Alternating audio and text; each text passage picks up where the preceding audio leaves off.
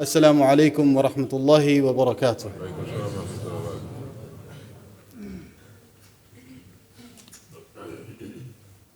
The war that started in Palestine, it's been over a month. And as time passes, I'm sure that a lot of us, we feel fatigue. We feel tired. Part of it is we feel, when is this war going to end? When are our brothers and sisters going to have food? When are they going to have water? When are they going to have electricity?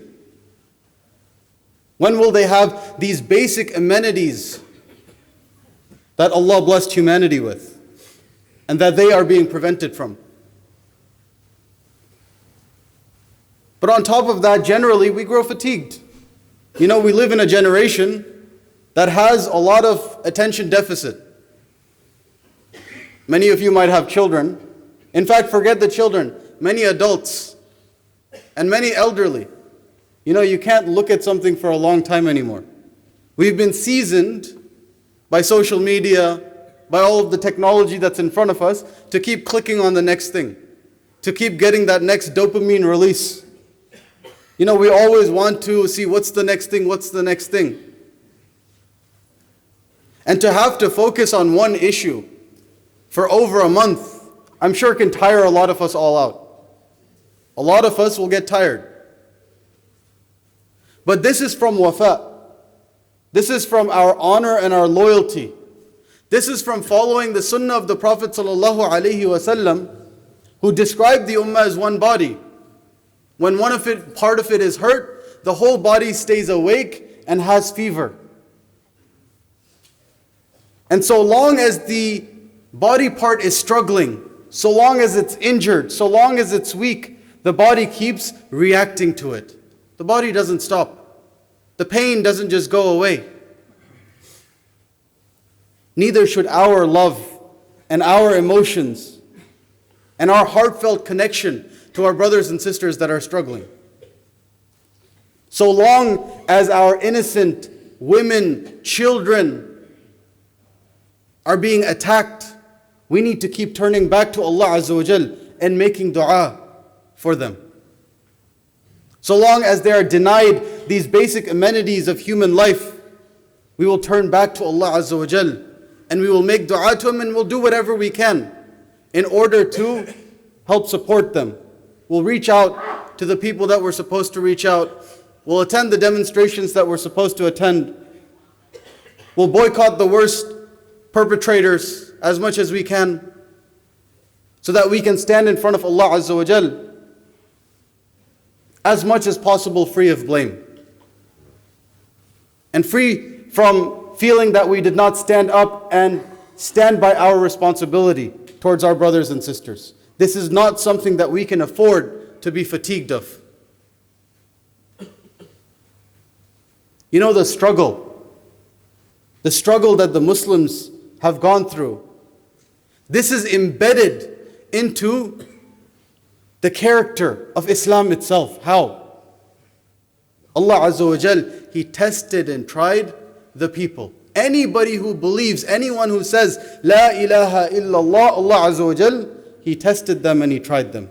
أَحَسِبَ النَّاسُ أَن يُتْرَكُوا أَن يَقُولُوا آمَنَّا وَهُمْ لَا يُفْتَنُونَ. Do people believe that they will say, La ilaha illallah, I believe that there is no deity worthy of worship except Allah, and that they will not be tried for this statement? They will not be tested for this statement. This is from the sunnah that Allah Azza wa Jal has placed upon this world. And this is something that the greater your Iman is, the greater your struggle and your strife you will have to go through. You know, the Sahaba radiallahu anhum, what are some of the difficulties that they went through? Bilal radiallahu anh, his slave owner Umayyah would take him out into the desert and he would burn him with iron on his back. Khabbab radiallahu anh, during the time of Umar radiallahu anh, he would show his back to the people. They were sitting in a gathering talking about the early days of Mecca, and Khabbab radiallahu anh, he lifts up his shirt so that they can see his back. And his back is full of black holes. And they ask him, where did you get this? And he responded that the early Meccans, what would they do? They would take iron needles and they would pierce it into his back. This was the struggle that the Sahaba radiallahu anhum, they went through. But they had faith in Allah Azza wa Jal. You know, we have the power of hindsight. We have the power of knowing what happens in the future when it comes to the Sahaba radiallahu anhum. We know that Bilal radiallahu anh, who was in the desert sand, being burned with iron, would be the same individual who would stand on top of the Kaaba. When the Muslimin, they broke and destroyed all of the idols of the pagans, and he would be calling, La ilaha illallah, doing the adhan on top of the Kaaba. We know how his story ends. We know how Allah blessed him.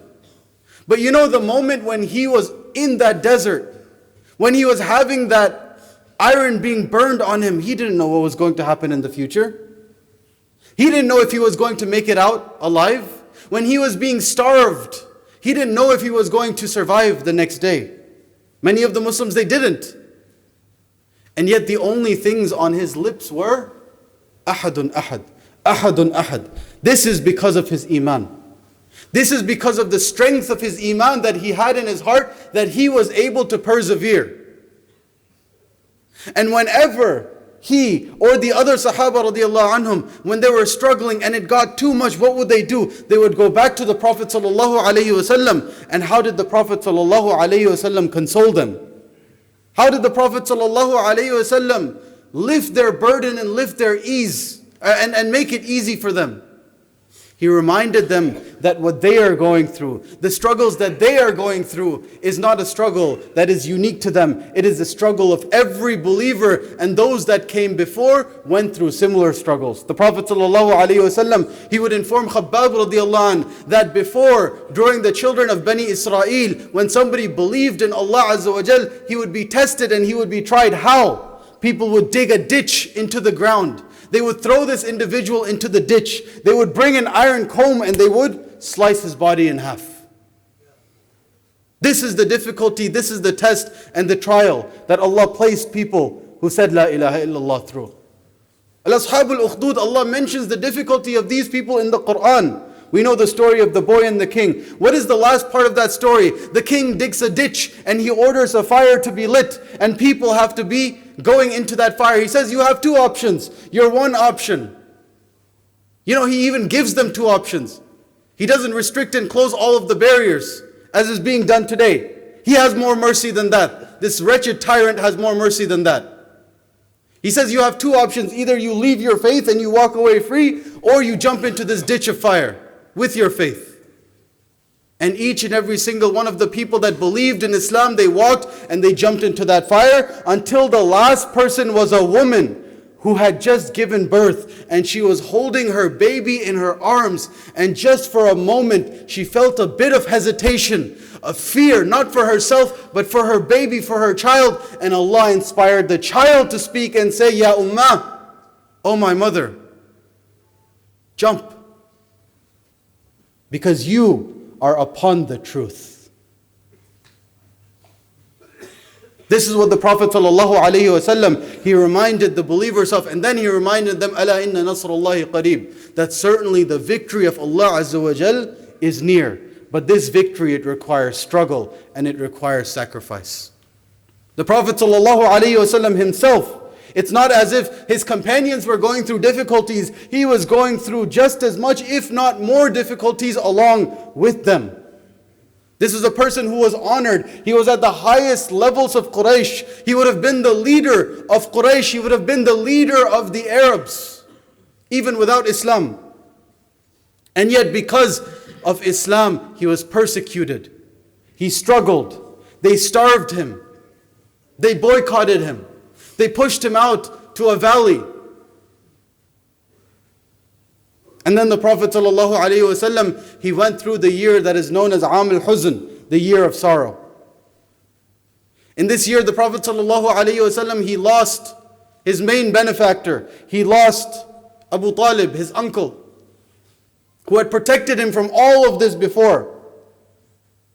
And if that's not enough, Allah tested and tried the Prophet ﷺ with the loss of his wife, Khadija radiallahu anha, who had been his backbone, his support through all of this time. When nobody believed in the Prophet ﷺ, Khadija radiallahu anha was the first person to believe in him. When he himself did not know what was happening and he was trying to understand, Khadija radiallahu anha was the one who reminded them that Allah would never forsake you.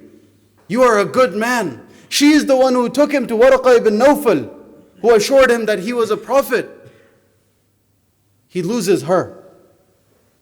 Somebody, he says about whom, what? رُزِقْتُ بِحُبِّهَا. That I have been given the provision of her love from Allah. He loses her as well. And then the Prophet ﷺ, if it's not bad enough that all of the people have turned away from him, and then he has lost his uncle, the one person that supported him from Quraysh, and now he's lost his wife, he goes out to Ta'if. He goes out to Ta'if, the neighboring city, and he hopes that they will support him. He hopes that they will see the truth, that they will see the light. And as the scholars of Seerah, they narrate, instead they betrayed him. They betrayed him and they kicked him out, and they made their children throw stones at him, leaving him bruised. This was the difficulty that the Prophet ﷺ incurred. When the Prophet ﷺ had been through all of this, when he had been through all of this struggle, all of these tests, all of these trials, then Allah Azza wa Jal, what did He do? Allah Azza wa Jal granted him two blessings. He had lost two, Allah granted him two blessings. That would forever change the course of Islam and make it into what we know it to be today. The second of these blessings is the hijrah. Soon thereafter, when the Prophet ﷺ would return, people would come from Medina to the market that was taking place every single year. There they would hear the Prophet ﷺ speak to them, preach to them, give them the da'wah, and they would realize that this is certainly in fact the Prophet of Allah. And who did they learn this from? They knew and they recognized this because the Jewish communities that were living with them had informed them that these are the characteristics of the Prophet that is to come. They recognized this truth and they accepted Islam. This was the second of the two blessings. The first of the two blessings was that Allah Azza wa Jal took him on the night journey, Al-Isra wal-Mi'raj. And Allah Azza wa Jal, He's speaking about this. He says in the Quran, a whole chapter that is dedicated to this. سبحان الذي أسرى بعبده ليلا من المسجد الحرام إلى المسجد الأقصى الذي باركنا حوله لنريه من آياتنا إنه هو السميع العليم. Glory be to Allah.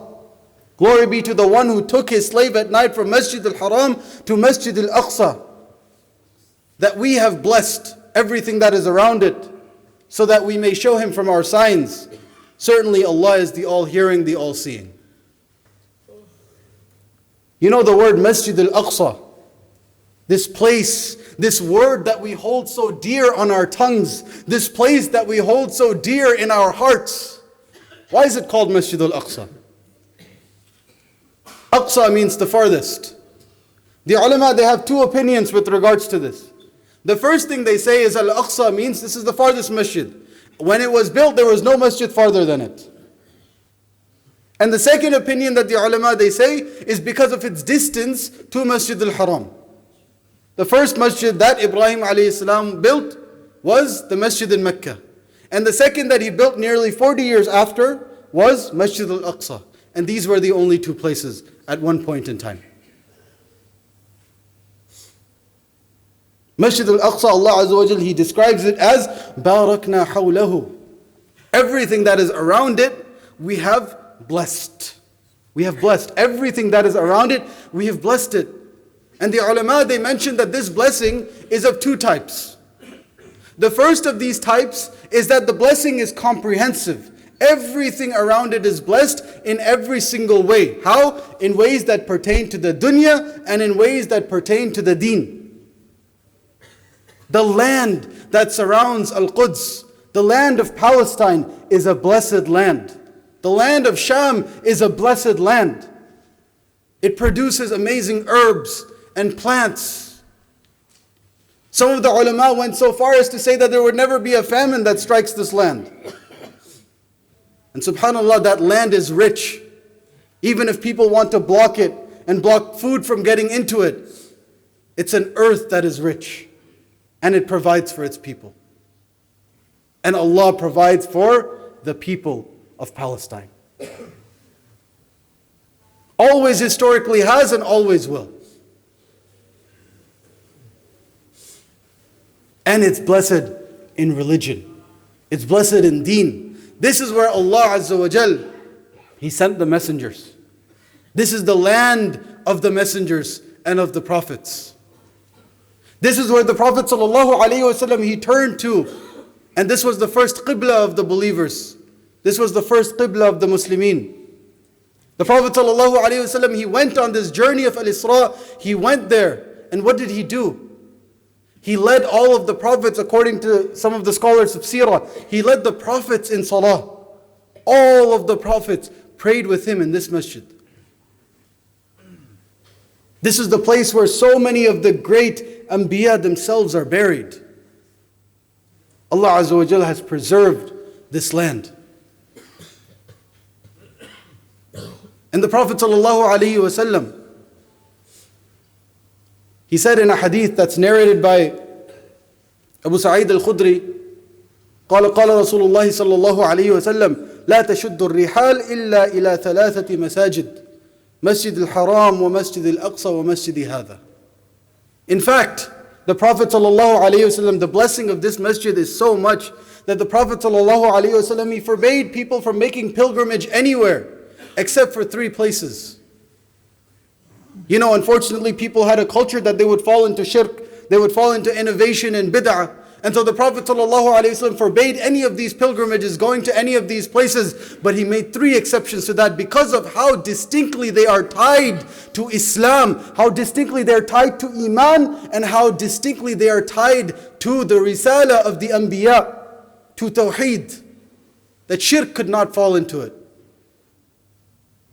Go to Masjid al-Haram if you have to. Go to Masjid al-Nabawi if you have to.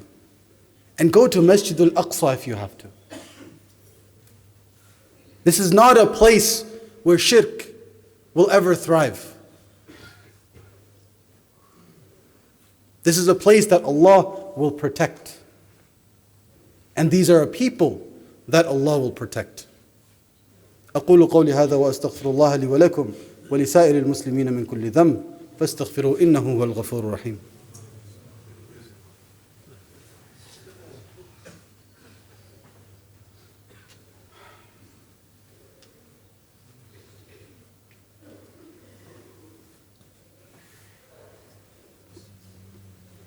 Alhamdulillah, alhamdulillah, wassalatu wassalamu ala rasulillah.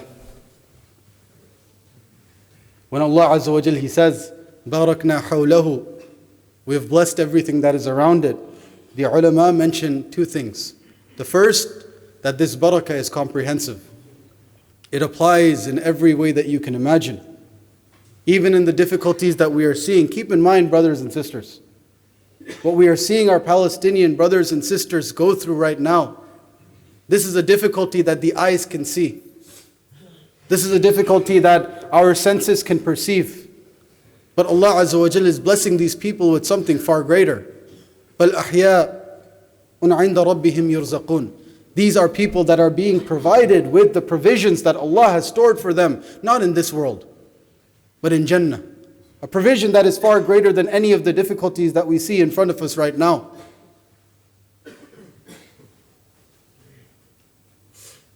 The second thing that the ulama, they mention, Barakna hawlahu, that this barakah, this blessing, not only is it comprehensive, it is a blessing that will last. It is a blessing that will stay. It is a description of the place. It is a mawsuf of the sifa. It is something that will always stay associated with Palestine, with Asham, with Al-Quds. This barakah will always last.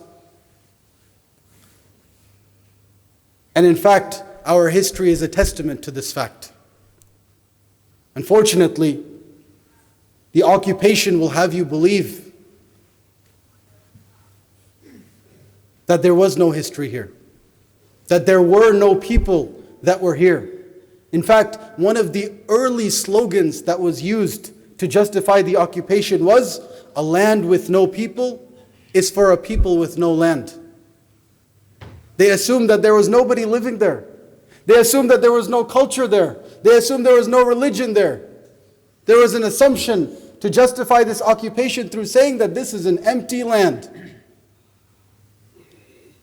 meant for a people with no land. But the reality is that this land was never empty. This land was the center of civilization. This land was where people came and ideas mixed. This was a land that tasted every food you can imagine because people and traders from all parts of the earth were coming through this land. This is a land that has contributed to Muslim society and civilization as well as to humanity. You know, when it comes to Muslim civilization, what would Islam as we know it today be if not for the contributions of Imam al-Shafi'i, rahimahullah? One of the four great Imams who established one of the four great schools of thought that exist today, who is the founder of one of the most important schools of law and the founder of Islamic legal theory as we know it, usul. A way of life that governed people for 1,000+ years and continues to do so today. One of the main contributors of this was Imam al-Shafi'i. Where was Imam al-Shafi'i born? Gaza. He was born in Gaza. And until the end of his life, when he lived in Egypt, he would write poetry remembering Gaza and the land of Gaza and the beauty of Gaza and his desire to return to Gaza.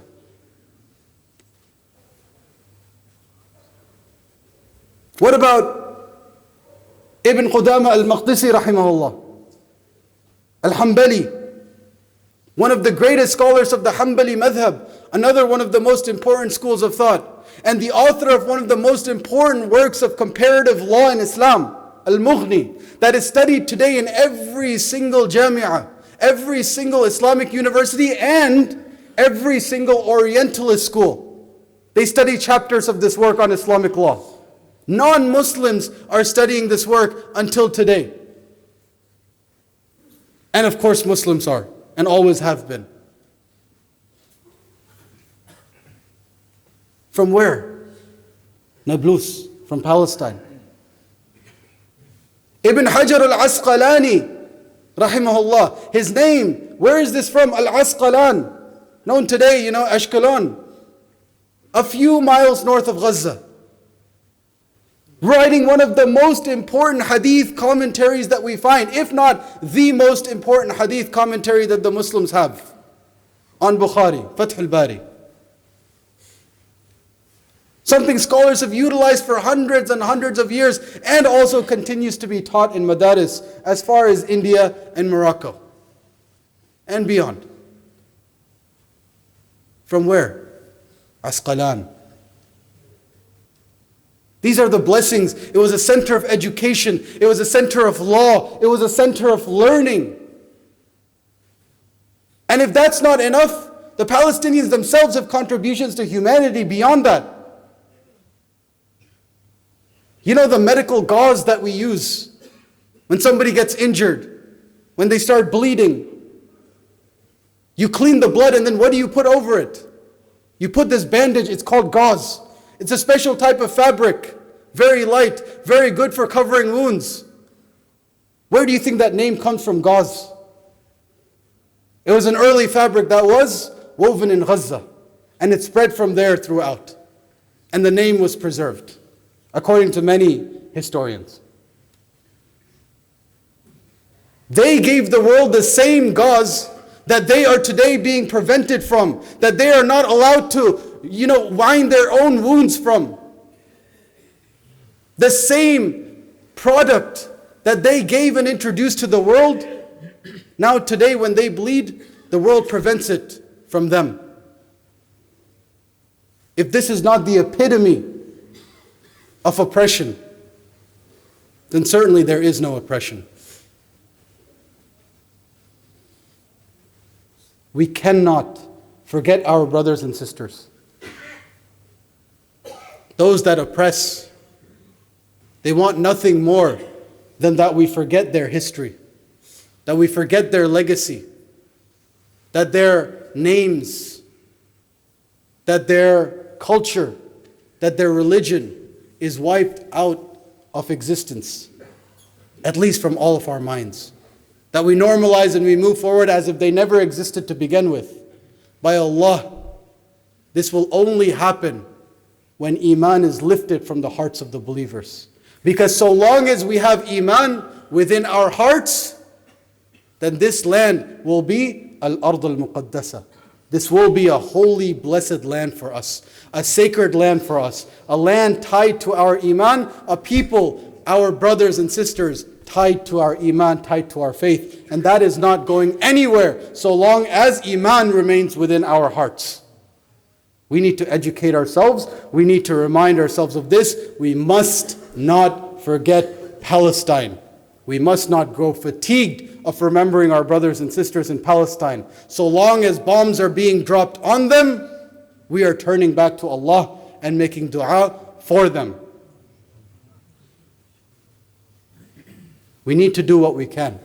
We need to attend whatever demonstrations are being properly organized. We need to boycott the worst perpetrators. We need to attend the qunut that we do at the masjid regularly. We need to donate to whatever charities that are able to help our brothers and sisters. And even here at home, this is very important. There's been a rise in hate crimes against Muslims. There's been a rise in hate crimes against our vulnerable sisters and our children. This is something that we cannot accept. This is something that we cannot tolerate. There are people that wish to see us harmed. We must report these hate crimes. We must do what we can to protect our communities and make sure that this rise of Islamophobia does not lead to a whole generation of Muslims, of young Muslims being affected. We must make sure that we stand up, and we must make sure that we do what is right. Allahumma arina al-haqqa haqqan warzuqna ittiba'ah wa arina al-batila batilan warzuqna ijtinabah. برحمتك يا أرحم الراحمين. اللهم أعز الإسلام والمسلمين اللهم أعز الإسلام والمسلمين وأذل الشرك والمشركين وأذل الظلم والظالمين. اللهم انصر الإسلام وأهله في كل مكان. اللهم انصر الإسلام وأهله في كل مكان. اللهم انصرهم في غزة وفلسطين. اللهم انصرهم في غزة وفلسطين. اللهم انصر إخواننا المستضعفين. اللهم انصرهم على الظالمين. اللهم حرر المسجد الأقصى. اللهم حرر المسجد الأقصى. اللهم ارزقنا فيه صلاة قبل الممات. ربنا تقبل منا إنك أنت السميع العليم. ربنا آتنا في الدنيا حسنة وفي الآخرة حسنة وقنا عذاب النار. ربنا أفرغ علينا صبرا وثبت أقدامنا وانصرنا على القوم الكافرين. ربنا لا تؤاخذنا إن نسينا واخطأنا. ربنا ولا تحمل علينا إصرا كما حملته على الذين من قبلنا. ربنا ولا تحملنا ما لا طاقة لنا به واعف عنا واغفر لنا وارحمنا أنت مولانا فانصرنا على القوم الكافرين. عباد الله إن الله يأمر بالعدل والإحسان وإيتاء ذي القربى وينهى عن الفحشاء والمنكر والبغي يعظكم لعلكم تذكرون. اذكروا الله العظيم يذكركم واشكروه يزدكم واستغفروه يغفر لكم واتقوه يجعل لكم من أمركم مخرجا وأقيموا الصلاة.